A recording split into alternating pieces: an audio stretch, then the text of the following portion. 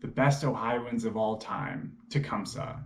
Tecumseh was a member of the Shawnee tribe, born in central Ohio in the year 1768. This 6'2" talented orator tried to unify the Native Americans to defend the land of their ancestors against the expansion of the United States, specifically at the Ohio River. He was formed by his early experiences, and he could see the inevitable manifest destiny that his contemporaries could not. Frontiersmen killed his father when he was 6 at the Battle of Point Pleasant on the Ohio River. Some people believe that Point Pleasant, West Virginia is cursed because of that battle. There's been 2 plane crashes in the area, the more well-known being Southern Airways 932, which was carrying the Marshall University football team, a train derailment that spilled toxic waste into the city's water supply, and sightings of a large flying man with 10-foot wings, later named Mothman, which preceded the 1967 collapse of the Silver Bridge over the Ohio River, which killed 46 people. In 1809, future Ohio Senator and future President of the United States and current Indiana Territorial Governor William Henry Harrison negotiated the Treaty of Fort Wayne. This treaty gave the United States 3 million acres in what is present-day Indiana and Illinois. Tecumseh was a powerful Shawnee leader at this time. He saw that the United States was using a divide and conquer strategy that would doom the Native Americans. Unity was the only hope. Tecumseh brought 400 powerful warriors to Harrison's doorstep and asked him to nullify the treaty. Tecumseh promulgated the idea that former Shawnee chief and Battle at Point Pleasant veteran Blue Jacket made that since the Native American land was owned collectively, it could not be sold without the consent of all tribes. Fun fact. Blue Jacket is the namesake of the Columbus hockey team, but it was later appropriated to mean Union soldier.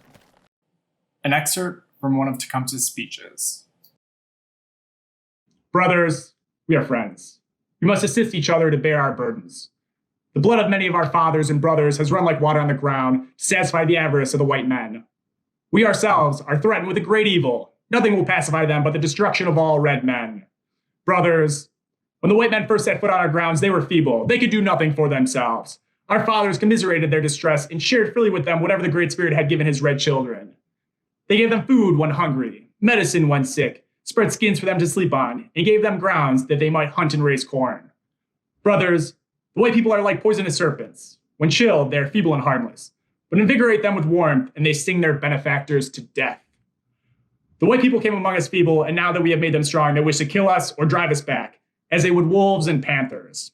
Brothers, the white men are not friends to the Indians. At first, they only asked for land sufficient for a wigwam. Now, nothing will satisfy them but the whole of our hunting grounds from the rising to the setting sun. Tecumseh was able to form an alliance with the British that gave his coalition guns and ammunition. While Tecumseh was out on the campaign trail, his forces suffered a setback. Tecumseh's brother, known as a prophet, tried unsuccessfully to assassinate William Henry Harrison.